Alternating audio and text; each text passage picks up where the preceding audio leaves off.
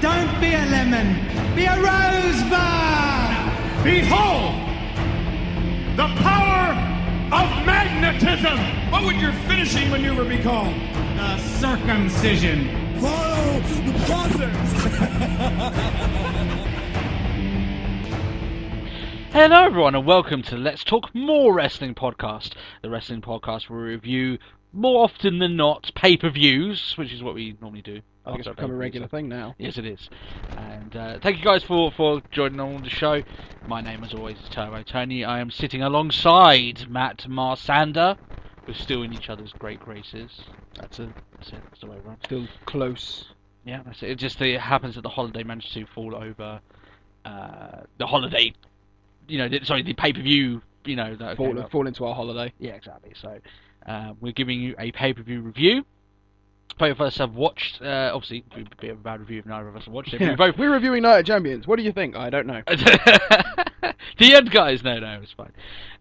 So yeah, as you know, with these Let's Talk More Wrestling podcasts, we tend to let our hair down a little bit, and it's not nearly as formal as our regular episodes that we do on the weekends. True.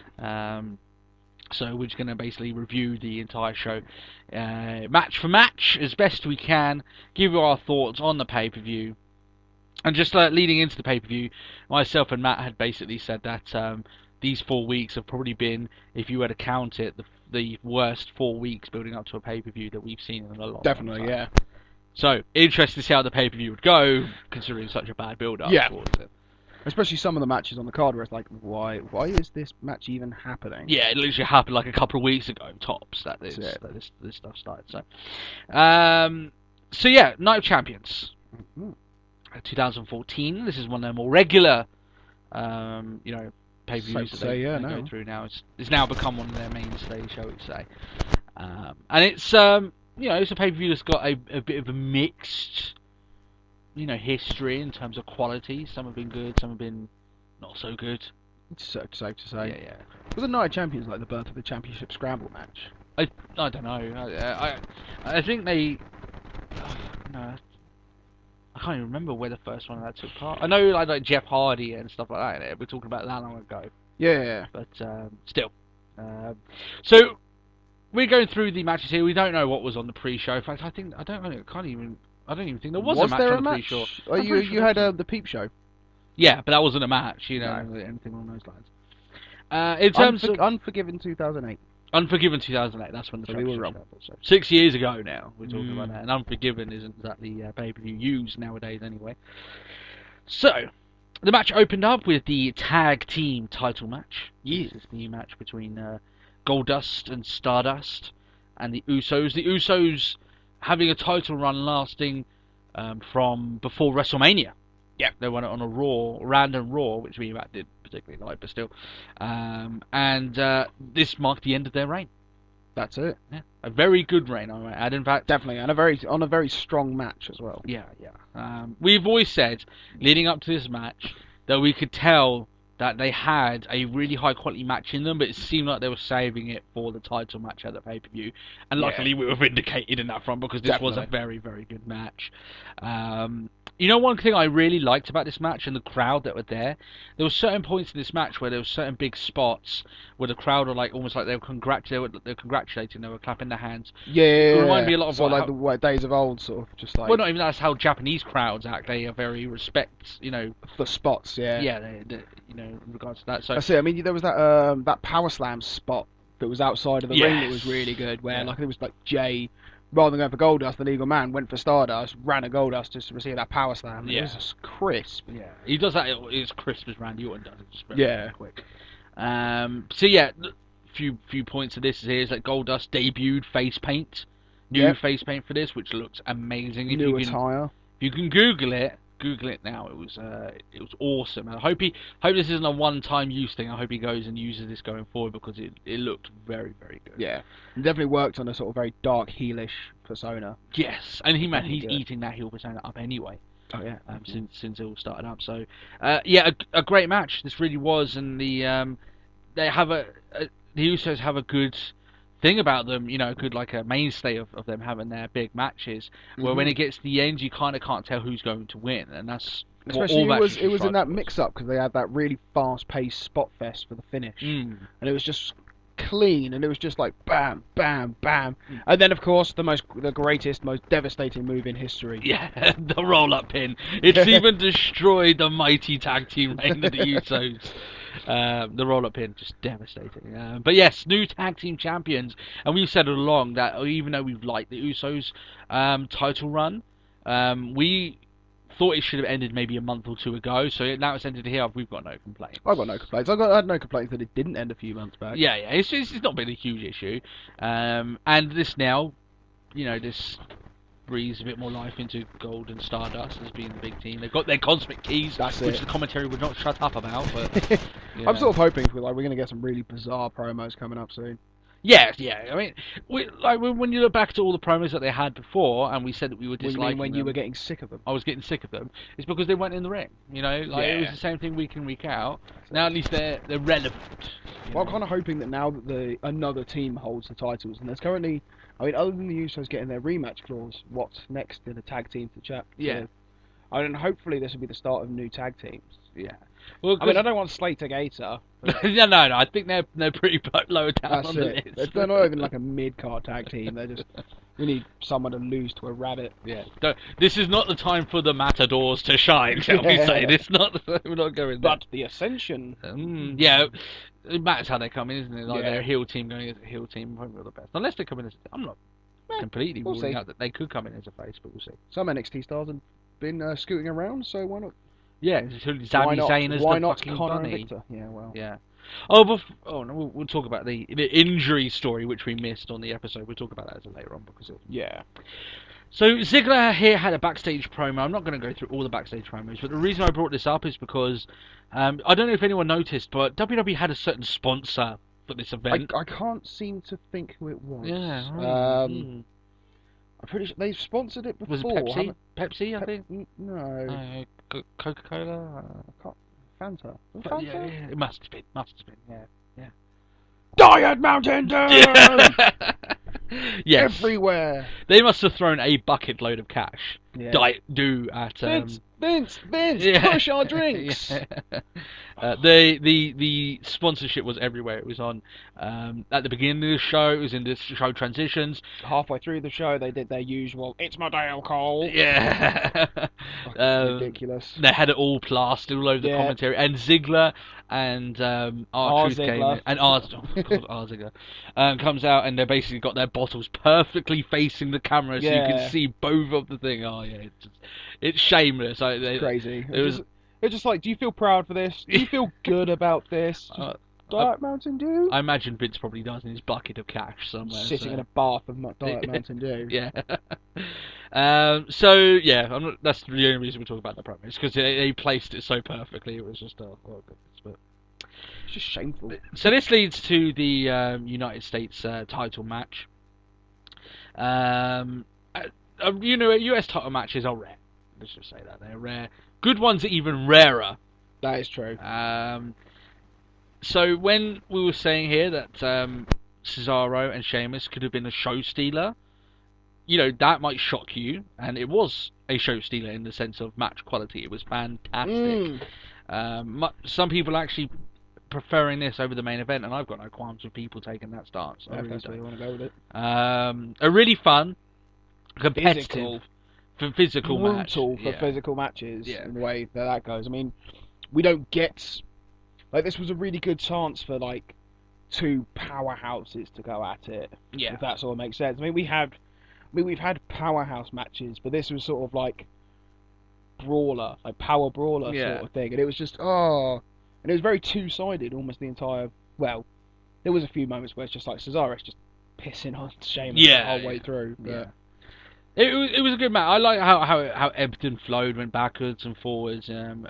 It's a great example of the kind of wrestling that WWE can pull off, and that they have the talent pool for.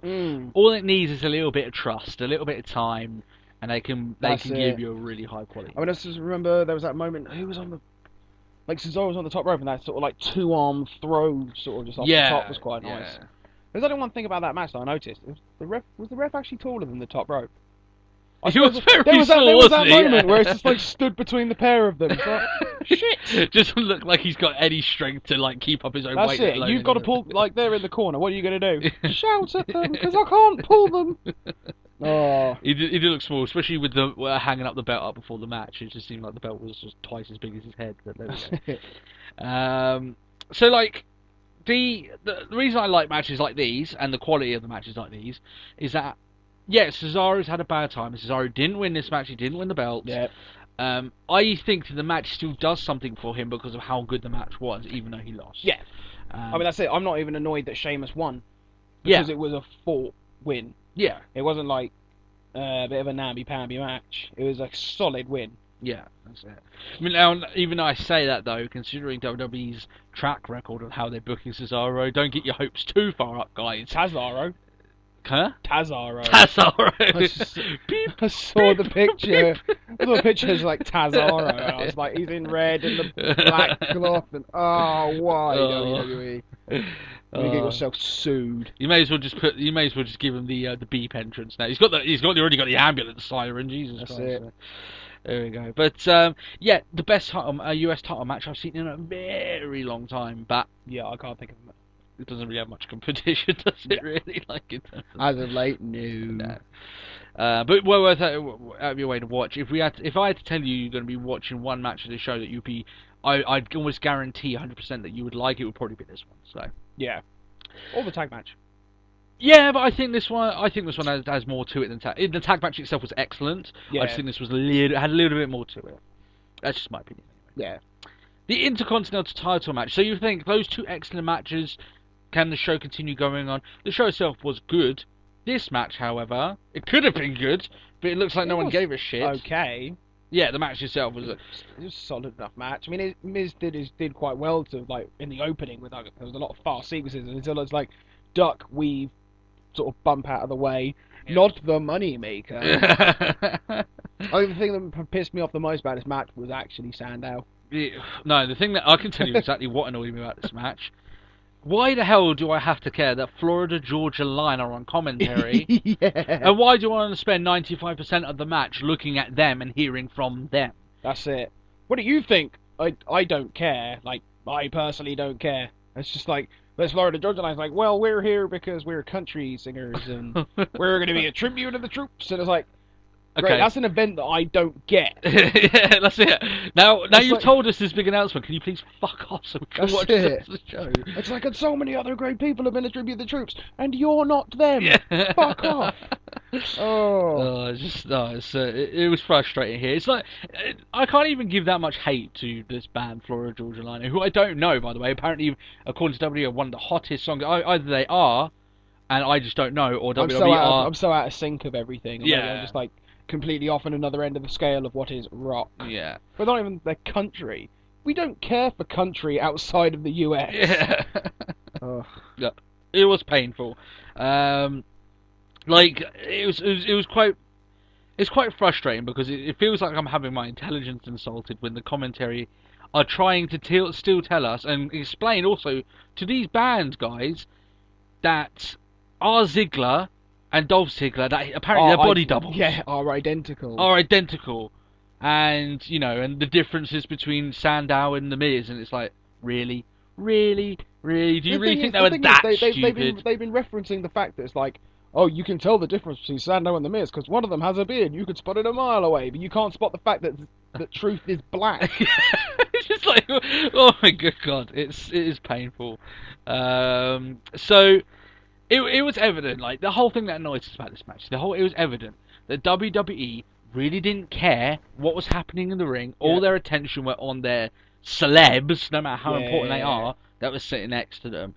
And if I were Ziggler or Miz, I'd be genuinely insulted that it doesn't matter how hard they would have worked in the ring. You sort of go back and watch back on the match. It's like, guys, did you even pay attention? Yeah. Like, no, yeah. These guys out there, well, they're not fucking wrestlers. There's one. Like... Well, yeah, we know that, but what about the rest of the match? Yeah. Georgia Line? It is a shame. It's like Miz gets the belt, right? Big win for the Miz, even though he did cheat. Even though I probably fistful of the trunks. Jesus Christ! If the camera's in the wrong position, I'd have seen fucking Ziggler's ballsack. Like, there was so much trunk grabbing. I was just like, That was like bouncing to the extreme. Yeah, like, well, thank God we didn't get multiple camera views. Yeah, in that case, no, it was a bit annoying to hear that Miz won the belt. He's walking out, he's hugging the belt, big win for the Miz, and yet they seem to want to show replays of Florida Georgia Line hitting Damian Sandow, which was a gentle push at best. It's like, shall we push him? Oh yeah, I think we. Here, Bert, we should do it. Yeah, it's just like, oh god. It is a little bit Shit. like I expect the sort of pandering on free TV Raw each week, but on a pay-per-view, I buy a pay-per-view to watch really high-class wrestling. Yeah. I do not want to be wasting my time with celebrities. Yeah, especially ones I can give a shit about. Yeah, exactly. Moving on to Rollins versus Reigns. Now, me and Matt were kicking ourselves because we did the recording for the podcast, and literally the day afterwards, it comes out that Roman Reigns has got a hernia, and he's out for 6 weeks. Yeah, that's a pretty big news story. Yeah. Oh, we missed it. We missed it. And on a week that we had no more news, no less. That could have been a very interesting talking point. But he is injured. He is going to be out for 4 to 6 weeks, more than likely 6 weeks. Possibly more. Possibly more, obviously. I don't expect him to have as many complications as Daniel Bryan has had, because nerves are just a whole different mess. It's a completely different ballgame. Yeah. So I still think Reigns will get his push. I just think there's going to be taking a little bit of a step back.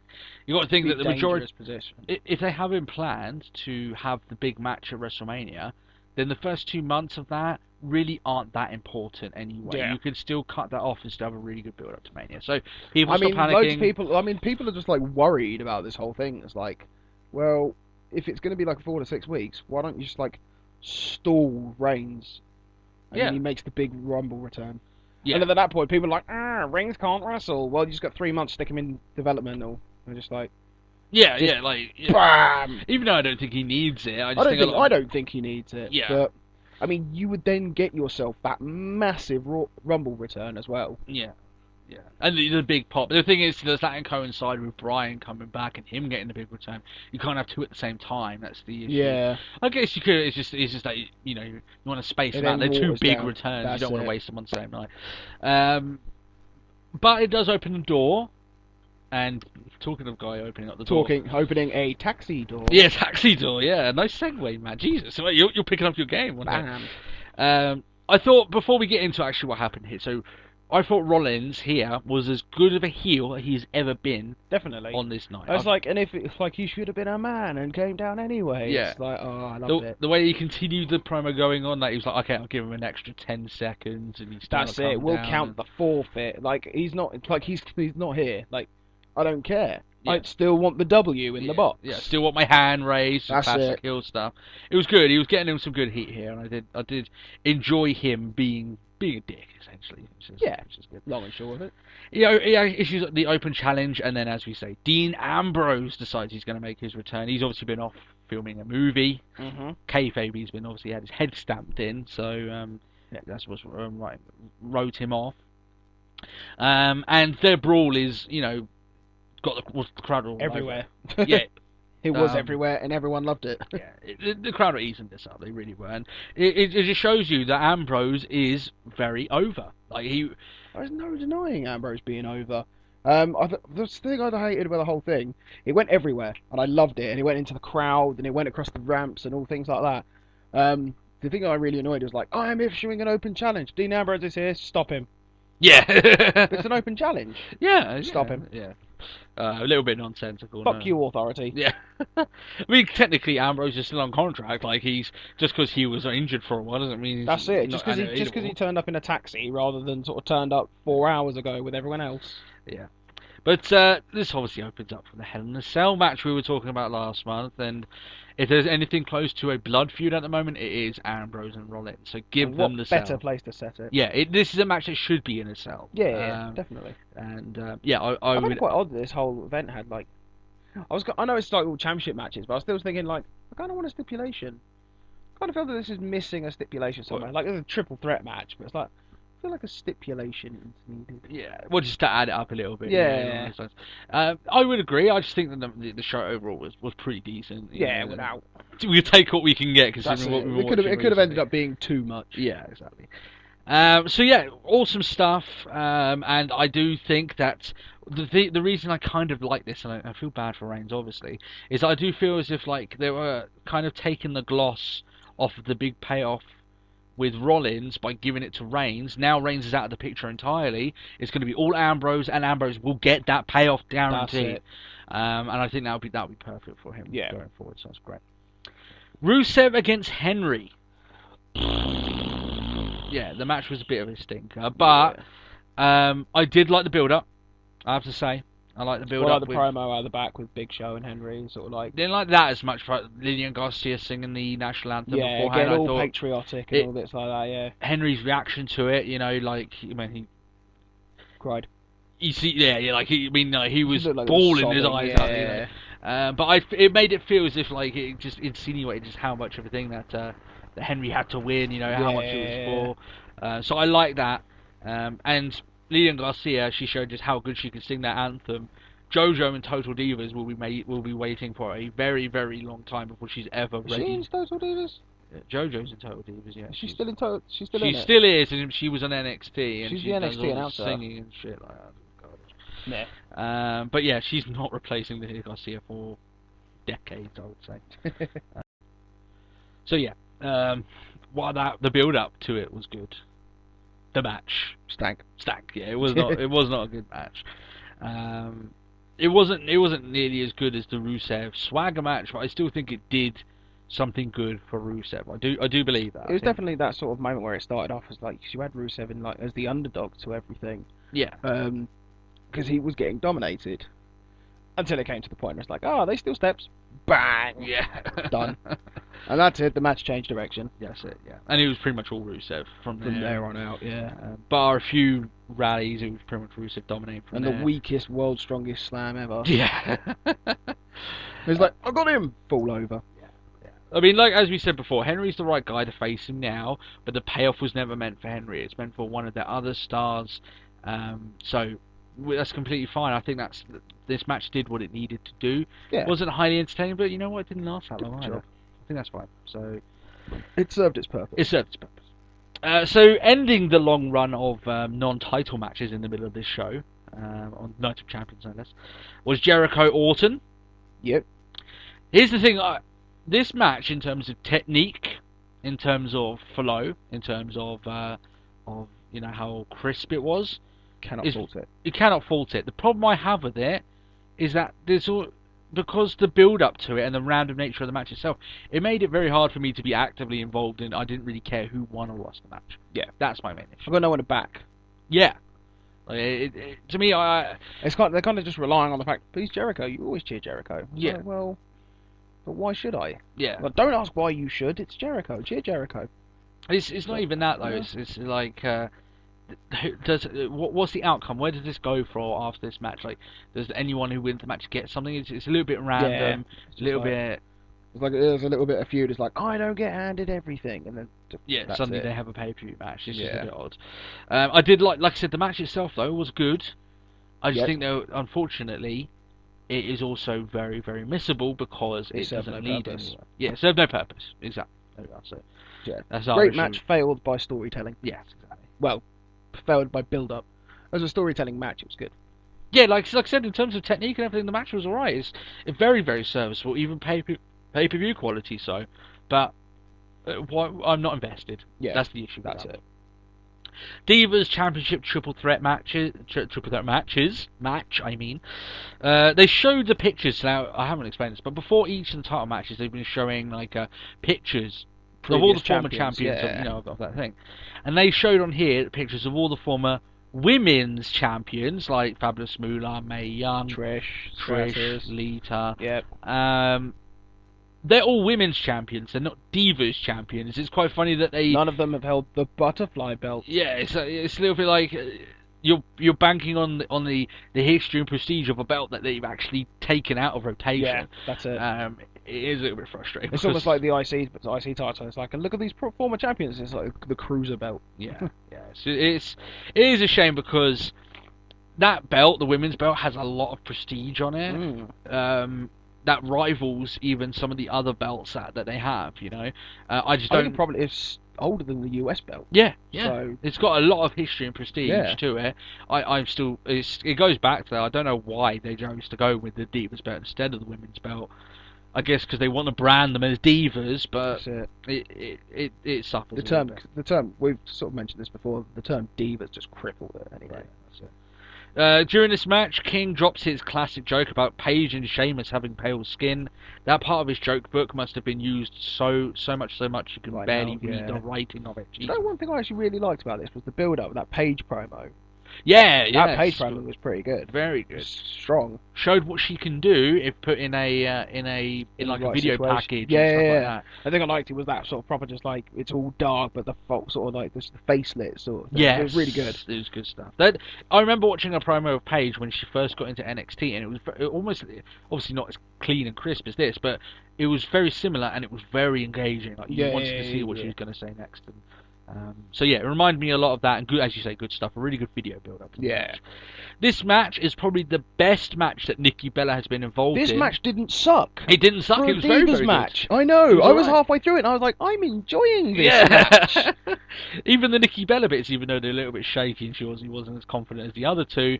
Even she played a part. She almost like impressed me in this match. Yeah, like, weirdly. What? Something positive about the Divas. Stop the presses. I Jesus know. Christ. Hey, we've always had something positive to say about the Divas. Just AJ and Paige. Yeah. And Natalia. Something positive about the Bellas. Stop the pressing even further. About the Bellas. Jesus. So yeah, we were happy with all concerned here. The thing is, I'm getting a bit bored. Like, I do enjoy seeing it. But you know that sort of like powerbomb superplex spot. Yeah, I'm getting a bit bored of that. Yeah, but but the fact that like the Divas did it, it's kind of like, oh. But then I saw the Divas do it on NXT. So, well, anything NXT can do, anything the main roster do, NXT can certainly do better. But still, the only thing I found is like I've seen loads of hate on this match, just because like you can hear Paige. I don't give a fuck that you can hear Paige. Yeah. The fact that they still did that spot. Yeah. Because you can hear her just go, "You like ready?" And she like, and Paige. Yeah, I think she said like, "Is she still on the floor?" She was referencing it. I heard that as well. Yeah. Come on, guys, and then she counted the 1, 2, go. But Paige is leading a match. Yeah, like she's the one. Like, come on, guys. Like, and also as well. It's not as if we hear, like, if you're going to ditch on him for that, how many times have we heard Cena do exactly the same thing? And he's the face of that company. That's it. He basically shouts out his next spot all the time. Yeah, half the time. You know what I mean? Like, but it's like, I didn't care. Like, it's the fact it's like, you heard her talking. It's like, well, I'm just happy that Paige is the one leading a match. Yeah. Like, with AJ and with Nikki Bella. I mean, okay, Nikki Bella, not so much.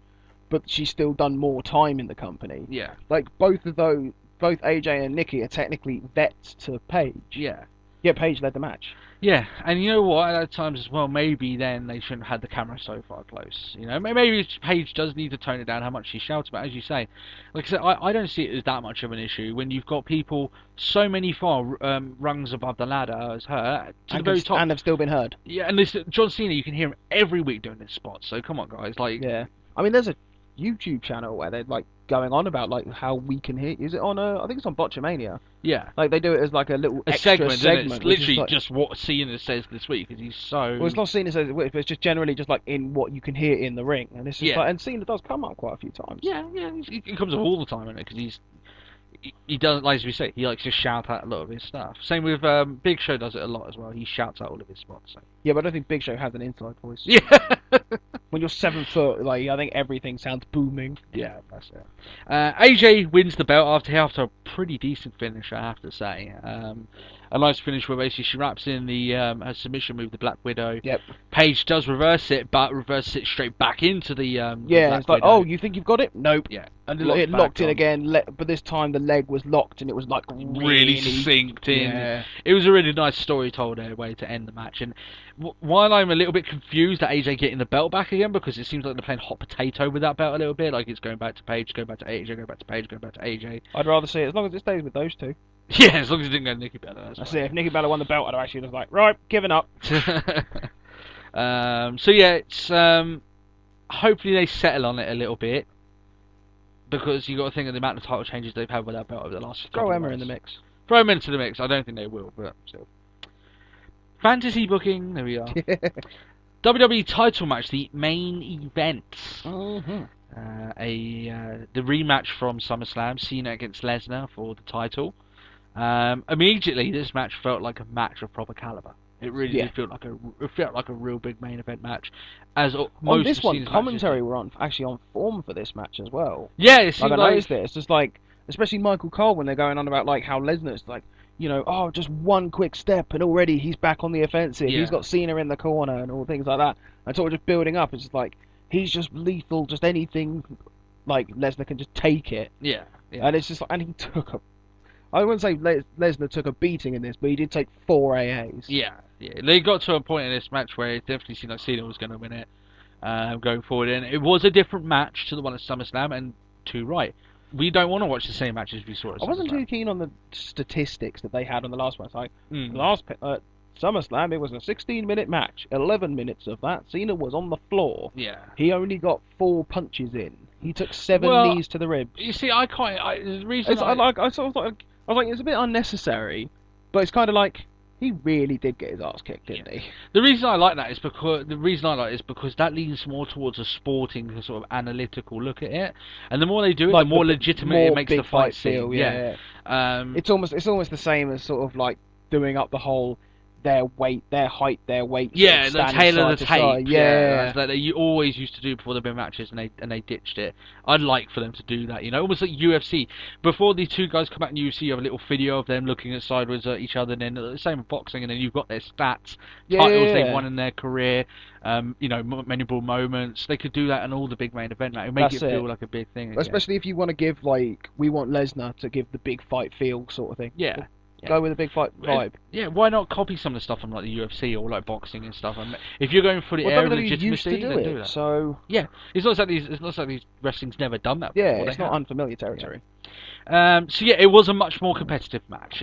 While Lesnar was on top of the majority of the match, towards the end, it looked like Cena was going to win. Yeah. We knew that's how it was going to go, and literally, we never saw 5 moves of doom. Yeah, wow. Second pay-per-view in a row, we didn't get shoulder barge and a spin-out powerbomb and a 5-knuckle shuffle. Yeah, that's it. And if that's one thing Lesnar's done while he's been here, then we appreciate that. Yeah, thank you, bro. Yeah. So towards this match, it does look like Cena's going to win. He, as you say, he hits about 4 AAs on him, uses the STF countless He pulls times. him back like three times or something, isn't it? It's like no. And then, as it looks like Cena's going to win, Rollins comes in, breaks up the match for the DQ. We said it was going to happen, so Cena does win, but doesn't get the belt. And it looks like Rollins is about to cash in. Well, he hits the curb stomp on Lesnar, and then goes back and it's like, I'm going to cash it. 2 seconds. Yeah. Bang! Yeah. Now I'm ready to cash it. That's it. But as we know, it seems like it's going to be an awesome end to the show. Rollins actually doing the unthinkable and cashing in on Lesnar, and then Cena ruins the show. Yeah, it's just like, this was my match, damn it. Yeah, that's it. So where they go from here?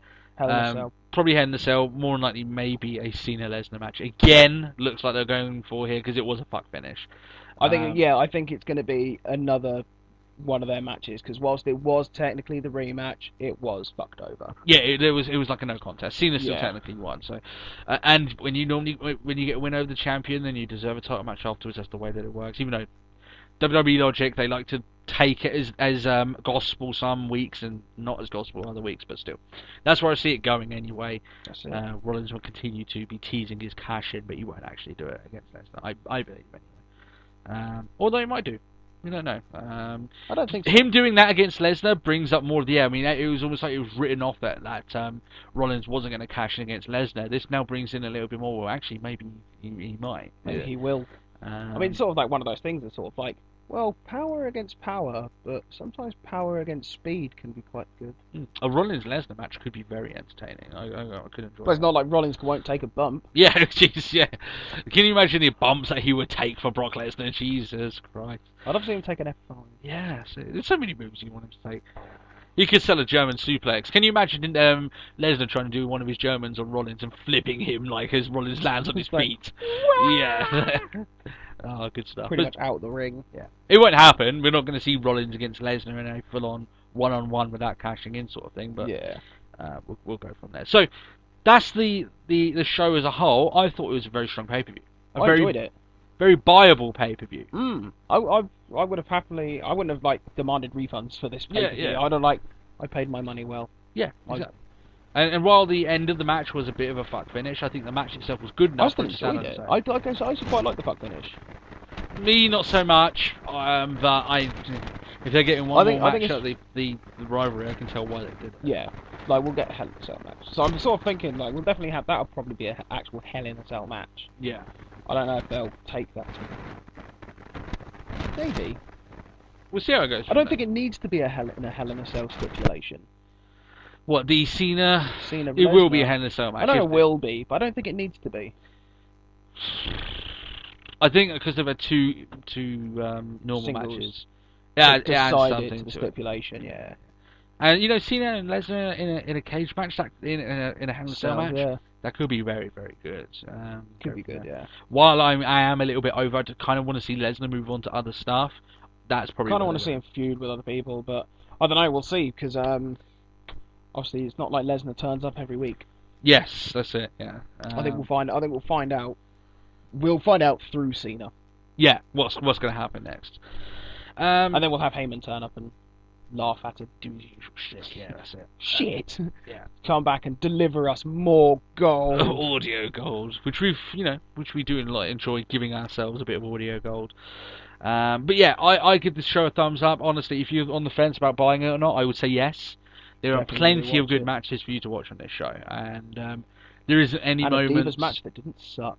Just skip over the fact that like the one thing with the Divas match, the crowd were in it as well. Like not so much in the beginning, but then as it went along, it's like this is actually a solid triple threat match. Yeah, once it got past like the 3-minute mark and they realised, okay, they might actually be giving them time. It was a 10-minute match. Yeah, that's it. That was good stuff. Yeah, it was very high quality. And like I said, just if you want a really good, strong overall show, just skip the IC title match because it will annoy you.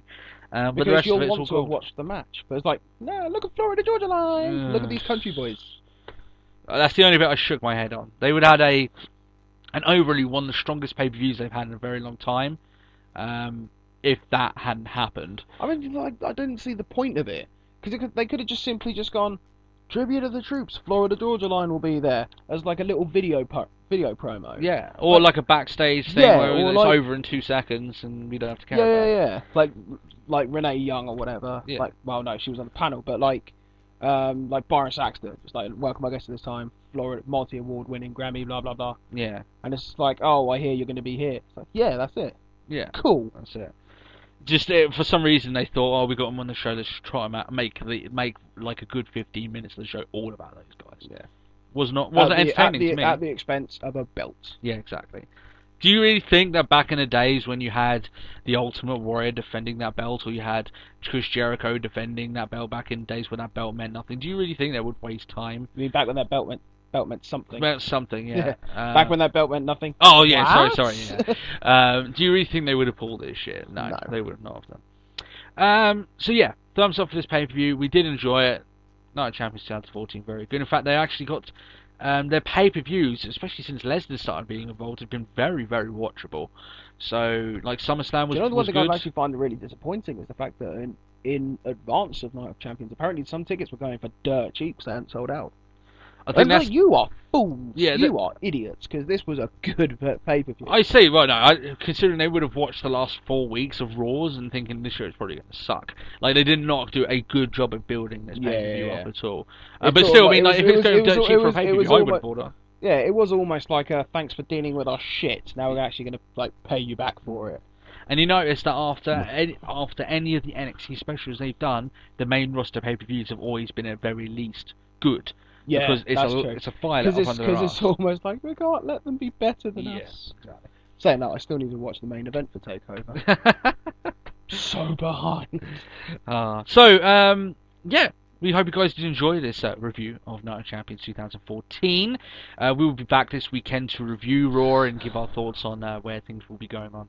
From now on, give you the fail of the week, and all that audio stuff that you guys like. All that goodness.